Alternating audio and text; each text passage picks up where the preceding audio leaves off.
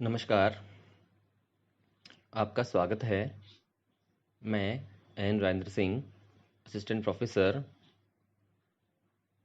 Department of political science, BSR government arts college Alwar. हम लोग BA भाग प्रथम के द्वितीय प्रश्न पत्र प्रतिनिधि भारतीय राजनीतिक विचारक का अध्ययन कर रहे हैं, जिसके अंतर्गत हमने मनु का अध्ययन पिछले दो व्याख्यानों में या पिछले दो वीडियो में किया है। उसके अंतर्गत हमने जिन दो टॉपिक्स का अध्ययन किया है वह है मनु के राज्य संबंधी विचार और राज्य का सप्तांग सिद्धांत। इसी कड़ी में आज हम आगे बढ़ते हुए अध्ययन करते हैं मनु के अनुसार जो राज्य का कार्य क्षेत्र है वह क्या है। आज हम इस व्याख्यान में इस बात को जानेंगे कि मनु के अनुसार राज्य का कार्यक्षेत्र क्या है।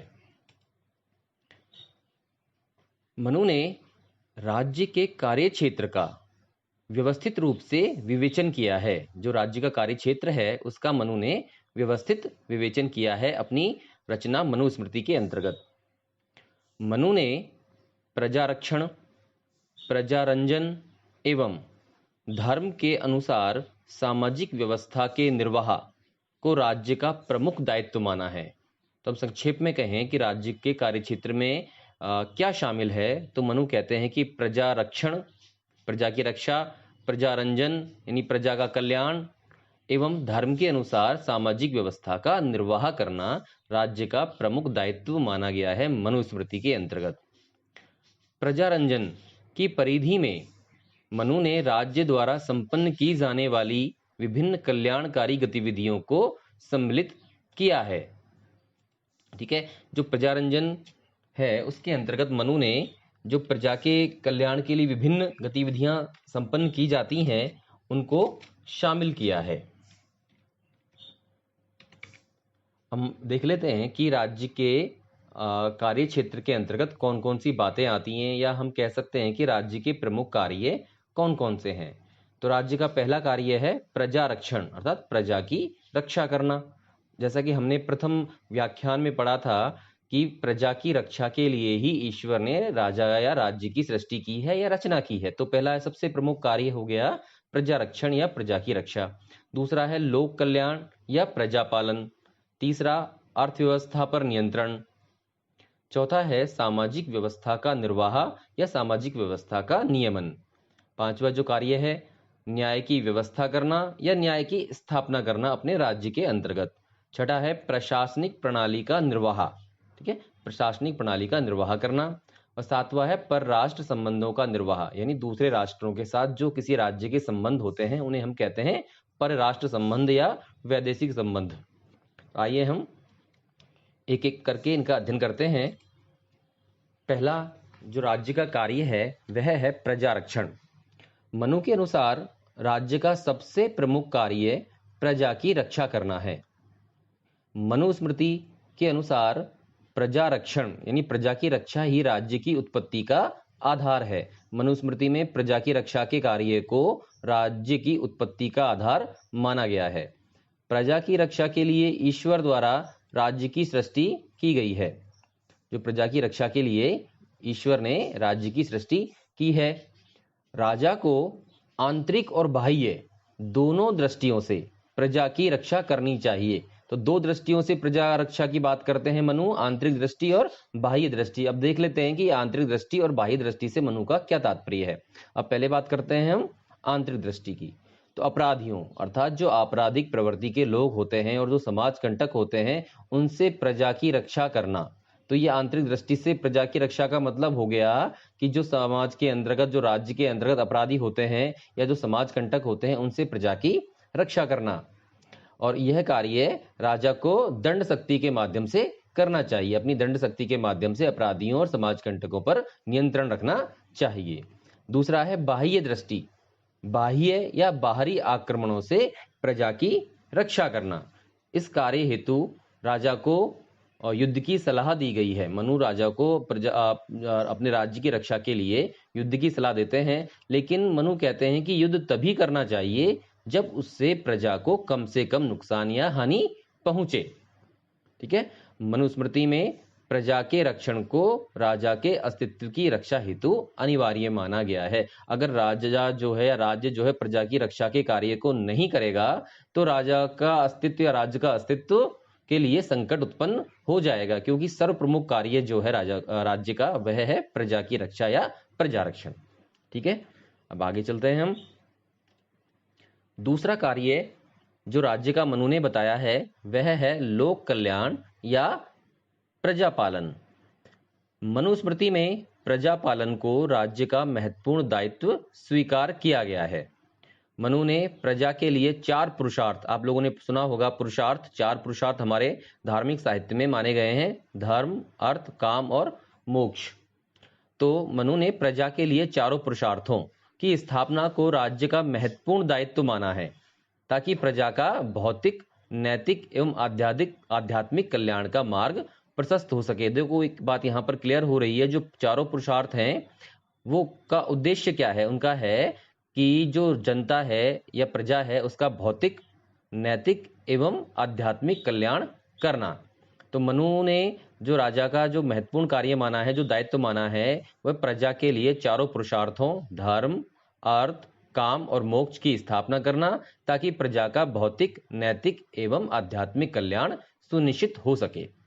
अब इसके अंतर्गत कौन कौन सी बातें मनु ने मानी है, कौन कौन से कार्य शामिल किए हैं? उसमें है, पहला है अप्राप्त, जो प्राप्त नहीं है, जैसे भूमि या धन जो प्राप्त नहीं है की प्राप्ति करना, जो प्राप्त है उसकी रक्षा करना, और जो रक्षित है उसकी हर संभव प्रयास द्वारा वृद्धि करना, और अंत में और जो वृद्धि होती है, जो होने वाली अभिवृद्धि या वृद्धि है, उसका सुपात्रों में या सुयोग्य या जो पात्र हैं उनमें वितरण करना। तो इसके अंतर्गत जो पहला कार्य है, आप ध्यान दीजिए, अप्राप्त की प्राप्ति, जो प्राप्त है उसकी रक्षा, रक्षित की हर संभव प्रयास द्वारा वृद्धि एवं होने वाली अभिवृद्धि का सुपात्र लोगों में वितरण करना।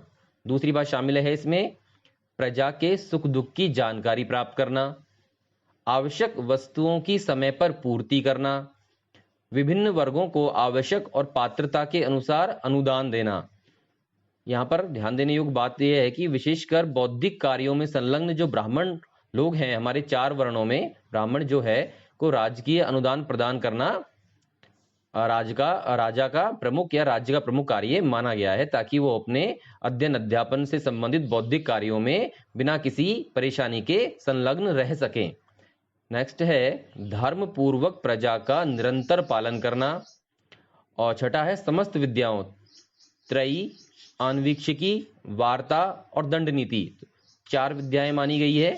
छोटा क्वेश्चन अगर आपके एग्जाम में आए कि 4 विद्याओं के नाम लिखो, तो आपको याद रखना है त्रयी, आन्वीक्षिकी, वार्ता और दंड नीति का सम्यक प्रयोग कर प्रजा का सर्वतोमुखी कल्याण सुनिश्चित करना। तो लोक कल्याण या प्रजा पालन के अंतर्गत इन सभी चीजों को मनु ने शामिल किया है। अब बात करते हैं नेक्स्ट कार्य की, वह है राज्य का अर्थव्यवस्था पर नियंत्रण। मनु ने व्यक्ति के जीवन में अर्थ, धर्म, अर्थ, काम, मोक्ष में से एक जो पुरुषार्थ है वह है अर्थ। इसका मतलब होता है जो चल और अचल संपत्ति होती है उसको हम अर्थ के रूप में जानते हैं। मनु ने व्यक्ति के जीवन में अर्थ यानी संपदा को, धन दौलत को भी महत्वपूर्ण स्थान दिया है। मनु ने प्रजा के भौतिक और आर्थिक कल्याण को सुनिश्चित करना, जो प्रजा का भौतिक और आर्थिक कल्याण है उसको सुनिश्चित करना राज्य का प्रमुख कर्तव्य माना है। मनु के अनुसार राजा को प्रजा से न्याय पूर्वक कर ग्रहण करना चाहिए। जो राजा प्रजा से कर लेता है वह न्याय पूर्वक लेना चाहिए। राजा को सुदृढ़ आर्थिक व्यवस्था के हित में प्रजा से उसकी सामर्थ्य, उसकी क्षमता के अनुसार ही कर या टैक्स लेना चाहिए।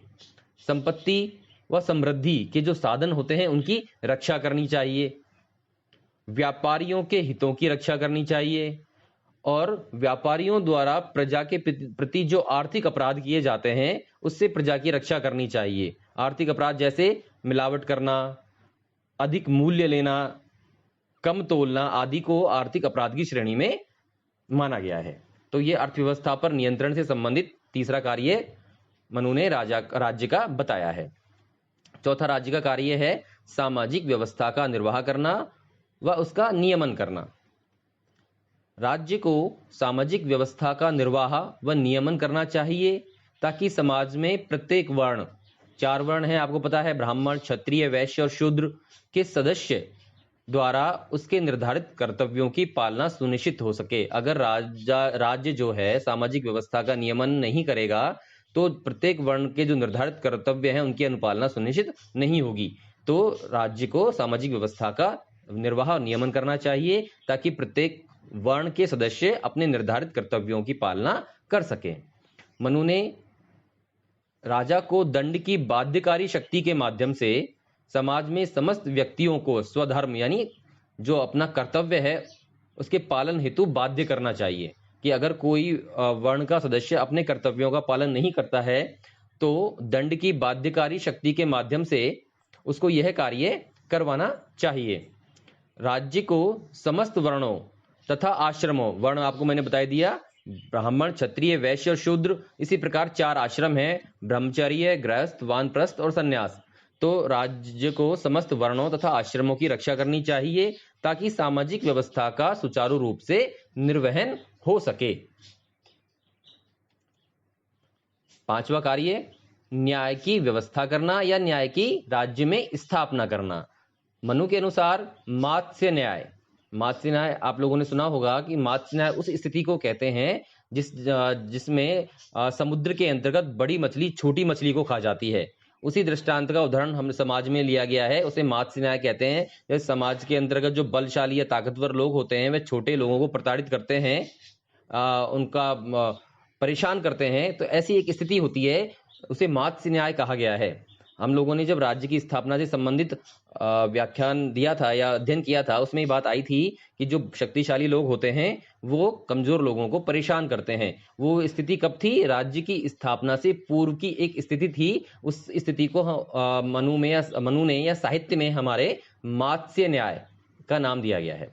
मनु के अनुसार मात्स्य न्याय के स्थान पर नीति एवं धर्म पर आधारित न्याय को प्रतिष्ठित करना राज्य का परम धर्म है।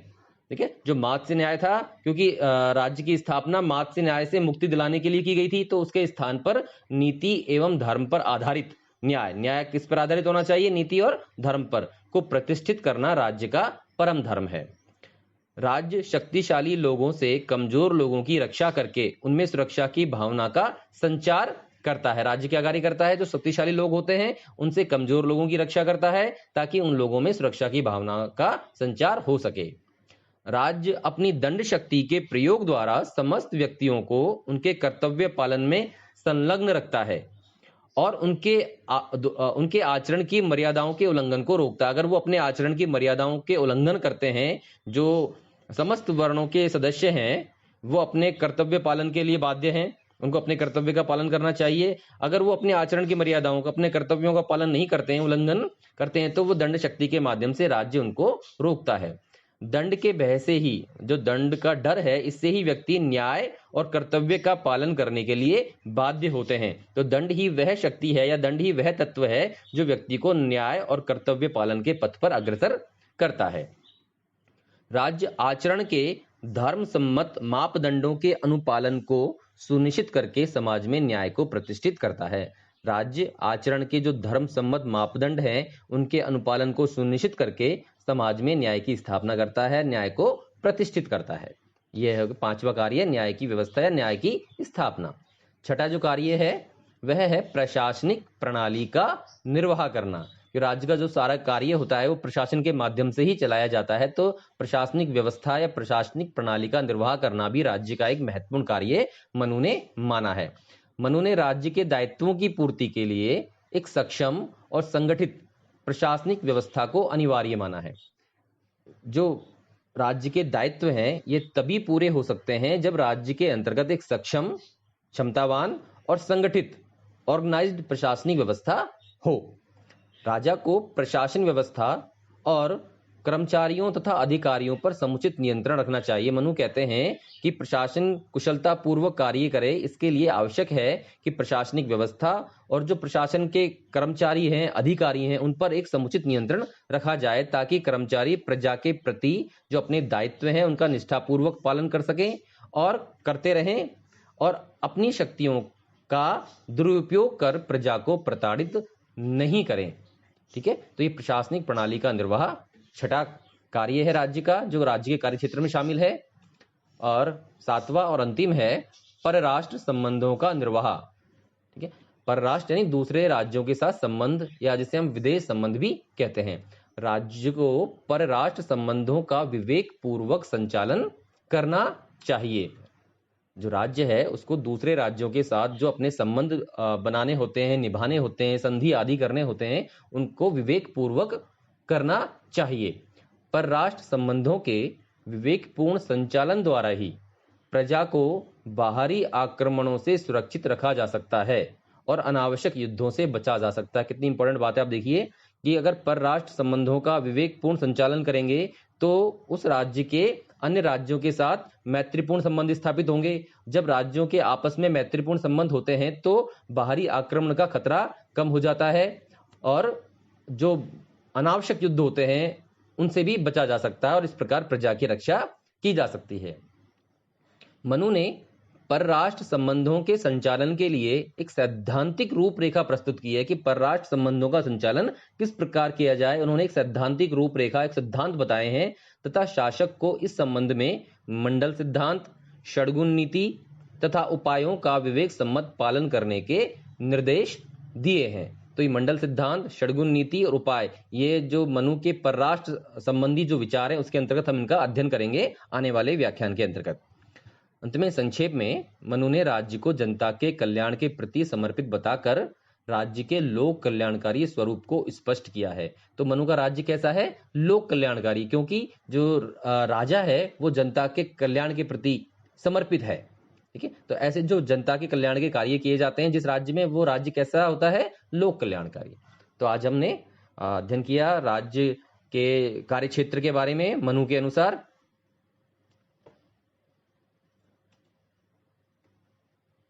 धन्यवाद। एक बात मैं आपको अक्सर बताता हूं कि जो ये वीडियो बनाया गया है इसका जो PDF फाइल है आप वीडियो के डिस्क्रिप्शन में दिए गए माध्यम से डाउनलोड करके उसका अध्ययन कर सकते हैं। फिर मुलाकात करते हैं अगले टॉपिक के साथ। धन्यवाद।